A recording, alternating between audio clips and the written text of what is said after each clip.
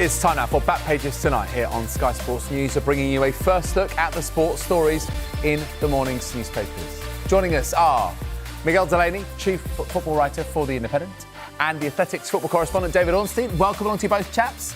Let's quickly run through the back pages as we have them so far. And a lot of papers in early, which is nice. Of course, the sacking of Ruben Amorim is everywhere. The Guardian goes with frozen out as he loses his power struggle with the bosses. Their back page also asks if sporting directors should be more visible and give interviews as they wield so much power. The same story even makes the front page of The Sun, who say, and I won't sing this, but I'll try and intonate it in the right way, when your trophies are nil and you've cost 30 mil, that's Amorim. Probably can guess the song behind it. Pretty creative. Of course, there's also been big changes in Scotland. Their Scottish Sun's digital platforms cover the exit of Ruben and Nancy after just 8 games and another return for Martin O'Neill. Welcome once again to all of you at home. Welcome to Miguel and David. It's safe to say we have a big story tonight with the sacking of Ruben Amorim. Yes, raise eyebrow, Miguel, just a bit. David, I'm going to start off with you. So let's go to The Guardian. We saw it briefly there. Frozen out. Amorim loses power struggle and is axed after 14 months. I guess you could sort of sum this up as coming down to transfers, tactics and ultimately tensions finally boiling over. Yeah, a bit of everything, David. A real breakdown in relations ultimately in the end, and it was bubbling over time. There were a number of comments from Ruben Amorim during his tenure that gave cause for concern. His stubbornness against changing his system when he said not even the Pope could make me do so. Certain comments around, if people wanted him to change and he's not willing to, then, sack me sort of thing. And that might have set alarm bells ringing. But I think lots of people, especially Man United fans and internally, they wanted to give him time and the benefit of the doubt. And a lot of support is what's coming out of Old Trafford today, that they were unwavering in their view behind him. But really, it's come to a crunch just recently. And at the end of last week, where there was a meeting off the back of the Wolves draw, which was so disappointing for Man United, where he'd gone to a back three again, having done well with the back four against Newcastle, which was having done badly with the back three against Everton. This chopping and changing, and ultimately a meeting with Jason Wilcox, the sporting director, it did not go well. He's described by sources as having blown up in that meeting, Ruben Amorim. And that sort of laid the foundations for what we saw in his post-match press conference after the Leeds match on Sunday, where he started talking about being a manager, even though his title is head coach, the transfer market, his dour press conference, of course, on Friday, where he didn't want to speak about the formation. He said they won't be making any signings. And this all sort of made his position untenable. And ultimately, whether United felt that he was almost engineering his exit, or he felt that there was nowhere else to go, it is a sacking, and it's yet another change of manager. That's 10 new managers, whether it's interim or permanent, since Sir Alex Ferguson retired in 2013. And Manchester United will have to pick up the pieces yet again. There's so much to pick out on this story, but ultimately it's another failed reign. Let's go to the Times. The little sort of mesh there underneath the photo. You could at least pretend to look sad, Ruben. Ruben Amorim with his wife yesterday, not long after United announced he'd been sacked as manager. Given what David has said, Miguel, was it his stubbornness, this real dogmatic need to stick to 3-4-3, or was it the fact that United couldn't give him what he wanted? What do you feel is the most dominant factor here? I think it's a combination of those things. I was thinking when I was writing about this myself today, about look, there are, on purely football terms, there are a lot of arguments to make a change on Ruben Amorim. And those arguments were especially persuasive 6 months to a year ago, when, if you want to be blunt about it, the football was often unwatchable and some of the results were unjustifiable. That said, there had been progress. And right now, United's position, despite some of the results, despite some of the performances, it's not bad. It's encouraging. They've been just outside the top 4 for some time, and that in a season where we're probably likely to have top 5 qualify for the Champions League, which would fulfil Amorim's remit. Now, I know people will say, obviously, that they should be improving to that degree after 200 million being spent in the summer. There is a bigger question about recruitment, of course. But all of that is why it feels like part of the decision was purely football, and part of it was actually, yes, it's about how Manchester United are structured, but also maybe a bit of an existential question about what Manchester United are going to be going forward and what they should be. And like at the top of the show there, when you're going through it, and I raised my eyebrows, just when you said about big story, it's because, I mean, I was thinking about it today. I mean, Liam Senior went in today as one of the kind of the big characters of the Premier League week. And as we can see from the very running order of this show, he's kind of been relegated to, a sideline detail, because there is still there's very little in football that's bigger than Manchester United. In terms of a pure news story, there's very little in football bigger than Manchester United managerial change, which now happens at quite a frequent pattern, or it's quite a frequent cycle.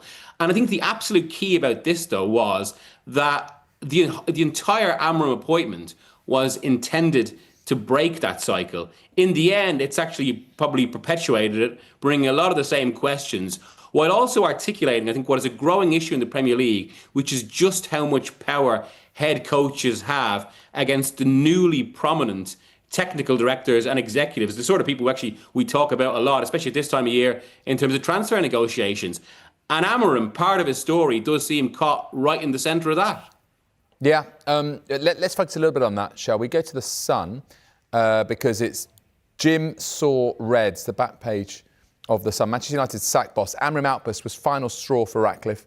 Blow-ups with Wilcox and Stars. Sad he's been axed. And supposedly Jim Ratcliffe was seething about Ruben Amorim's outburst.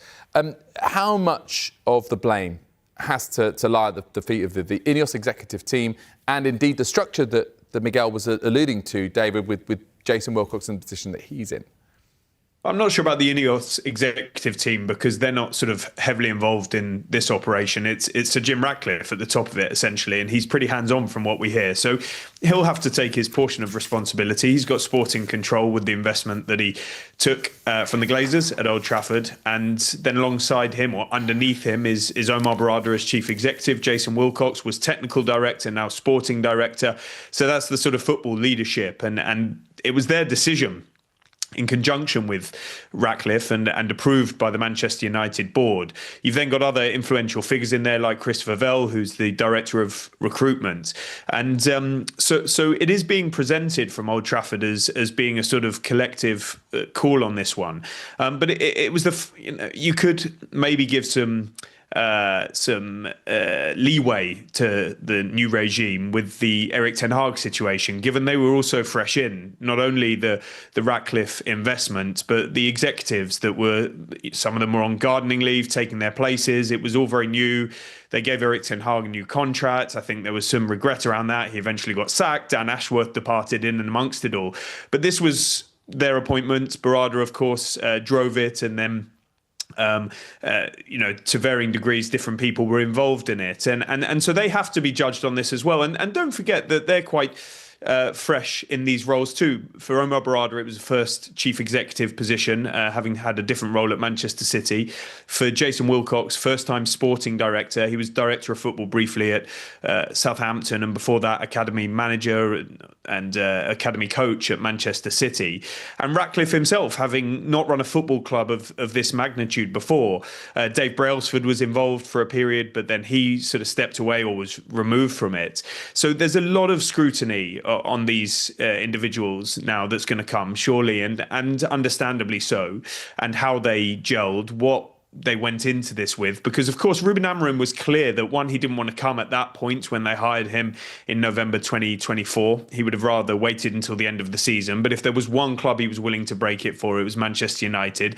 They wanted him immediately. He was clear that he plays three at the back. Manchester United traditionally don't, but they would have had those conversations. They would have had conversations about recruitment and lines of power and communication and authority.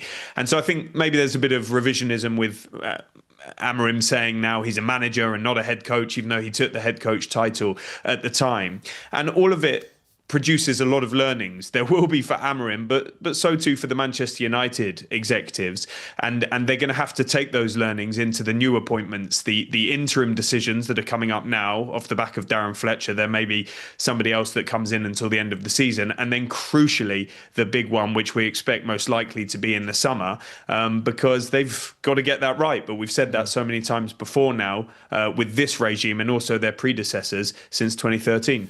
A couple of brief points in what you've said there, David. Listen, I take your point, but why put together a team of people who are very new in roles at one of the biggest football clubs in the world? Surely you want experienced executives. And you mentioned Dan Ashworth, who is one of the most experienced, and he didn't last long there. And also on the point of being wedded to formations and tactics. I mean, even the most stubborn characters in the game. Let me mention Diego Simeone. There was no one who was more 4-4-2 than Diego Simeone. Now plays with three at the back at Atletico Madrid, and he's managed to evolve. Even someone who seemed so very, very much kind of driven by formation and style, built on that. Look, we can talk about this forever. Let's talk about something that you raised earlier, Miguel, which was this topic of sporting directors and influence. In The Guardian, it's one of the kind of extra links that they have for anyone who wants to look deeper into this situation. Will Unwin talking about time director of football fronted up to media. Would you be up for that? Seeing directors of football talking more so than managers, or as much as? Well, I think it's actually a necessity because, I mean, if you look at the situation right now, we're in the transfer window. That means virtually every single press conference is going to be dominated by transfer questions. And actually, in some cases now in football clubs, the manager is almost or at least quite low down on the list, and people should be asked about that because a lot of head coaches now are actually given players rather than involved in any of this. And the people that should be fronting up about it, as well as a lot of other stuff at clubs, are the sporting directors because they're the ones making these decisions. And it also stands to reason because we know, obviously, managers have to speak due to kind of Premier League contractual obligations and all this sort of thing. But maybe this is where it needs an update and to reflect also cultures in other countries where sporting directors do speak. Because if you look at what a sporting director is, well, really, it's basically half of what an old manager's job used to be. The old classic Alex Ferguson model has basically been split into sporting directors and head coaches. And on that as well, I think it's worth picking up because it references a point David made as well. It does feel that exact issue touches on a tension at Manchester United that isn't really going to go away anytime soon, which is basically Ratcliffe has empowered what he would see as this, I suppose, modern sporting structure with, a director of football feeding up and a head coach feeding into him. There's a bigger questions, of course, about how a lot of these figures are adapting to new roles in their careers. But he's empowered that structure. But then on the other side of that, I mean, like as David was kind of talking about there, the Amorim appointment, it did sort of come down to Ratcliffe. And it came down to Ratcliffe's admiration for Amorim's personality, the knowledge that they're going to play 3-4-3.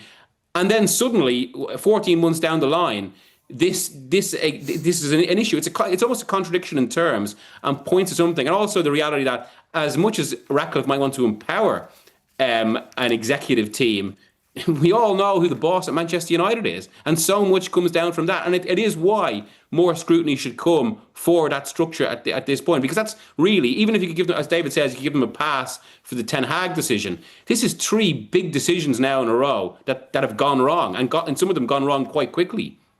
I want to ask you both very quickly about who you think could be the next permanent appointment. I'm going to give you names that I've picked from 3 papers here. Mm-hmm. So Carrick obviously in at the moment as sort of a caretaker. So Fletcher. Oliver Glasner, Andoni Iraola, Enzo Maresca, Gareth Southgate, Mauricio Pochettino, Xavi Hernandez, obviously who was previously at Barca, Jurgen Klopp, Laurent Blanc, Thomas Tuchel, Zinedine Zidane, Carlo Ancelotti, Roberto De Zerbi. Right. Darren Fletcher, who's currently in. David, give me a couple of names that you think could be serious contenders. Yeah, well, they weren't at the top of your list there, but I think 2 who got the furthest last time before the Amorim appointment, and it was, I think, spring-summer of 2024, is Thomas Tuchel off the back of England's World Cup campaign. Let's see what happens there. And Manchester United do seem willing to give this time to conduct a proper process. Top manager, winner, very popular with players and develops, uses young players too. And De Zerbi, Pep Guardiola's spoken about him publicly as being one of the best coaches in world football. And yeah, many people have their views on him, but I'm always fascinated to see what De Zerbi might be able to do at the very top level of European football. So I'm going to look at those two. They were so highly thought of by Manchester United last time that maybe they will look back in that direction again this time round. Miggy, we're a little bit over time, so just briefly, a couple of names and a brief explanation if you can. So I wrote Glasner this morning that he'd be a top target. So I suppose I better stick with that one. Tuchel has been mentioned to me as well. I do wonder with Tuchel whether he was a little bit put off by the process the last time, because a lot of people thought he was going to be a shoo-in in summer 2024. And also, actually, I think Tuchel might end up staying a bit longer with England, depending on how that goes. But for the moment, Glasner, but as we know in these situations, a lot can change. And some of that might be dependent on, Glasner's obviously, he's on the back of a brilliant year in his career. The outlook could be a little different in a few months' time if Crystal Palace don't have the same machine, almost victims of the success as they try to navigate European football. Sorry, go on, yeah. No. Briefly if you can, Biggie, we're almost at time. Iraola, I think, is superb, but I do just wonder whether that might be the Amorim problem the same again, in that it's a specific style of football at a team that mightn't necessarily be recruited for that. But Iraola is more adaptable than Amorim, to be fair. Yeah. OK, fantastic. Guys, we've got through a lot there on United. Thank you very much indeed. We're going to take a quick break. When we come back, we'll look at more of the sports stories in the morning's newspapers. And like Manchester United, Celtic have made a change. Ruben Nancy is gone. That means another comeback for Martin O'Neill. Much more on that next.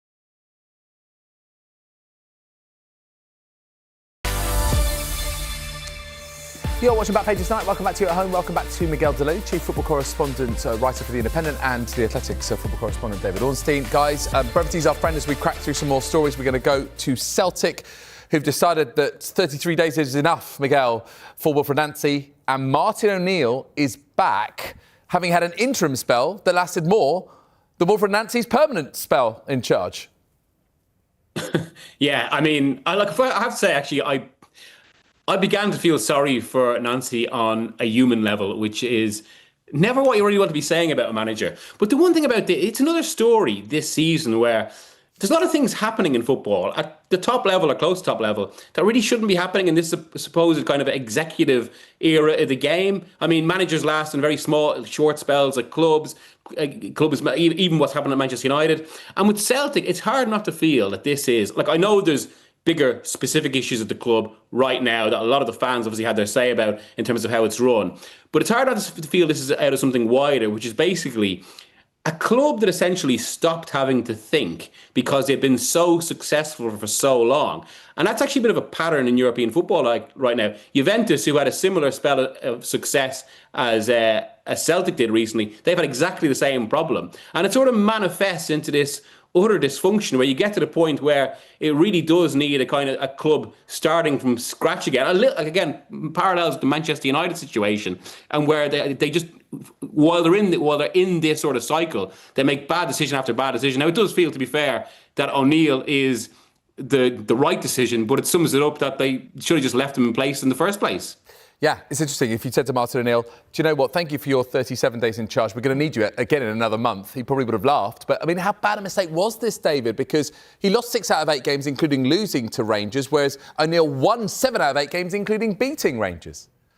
Yeah, and he was in charge for longer as an interim than Nancy was as a permanent, and now he's back.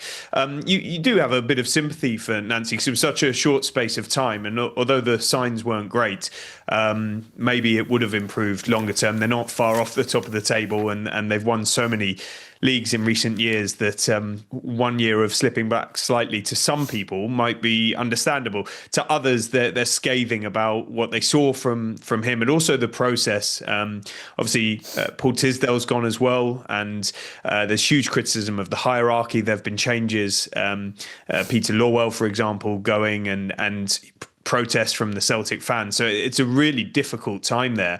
And you do see others who have got their act together in the form of Hearts, with, say, Tony Bloom fueling them with his Johnston Analytics and Jamestown Analytics, I should say. So it's a really complicated picture up there. But with O'Neill back, it brings immediate feel-good factor.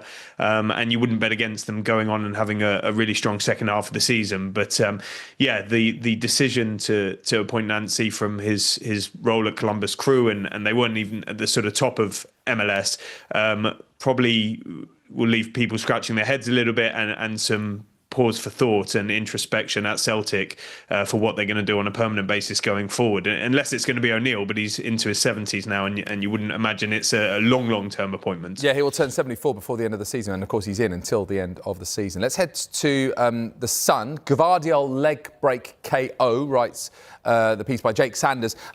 Miguel, does this look to you like it means they will be in for Mark Gay either now or in the summer? Yeah, well, it is. I mean, John Cross wrote today as well that City do they want Gahey.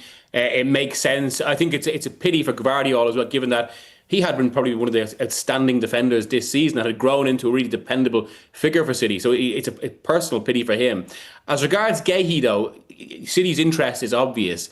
I can't right now, just from speaking to a few people today, I can't see the move being completed purely for the fact that Gahey himself will have much more options, both financially and in terms of his range of football clubs, if he waits until the summer and he can go on a Bosman. So from what I'm told, City would have to make a very, very big offer to change Gahey's mind in that regard. Which, given that for the moment it is a response to a defender like Gvardiol getting injured, maybe that's unlikely, but let's see. David, what's your take on it? Do you think that he's more likely to go to City and stay in the Premier League, or assess options maybe even to go pre-contract agreement abroad in January?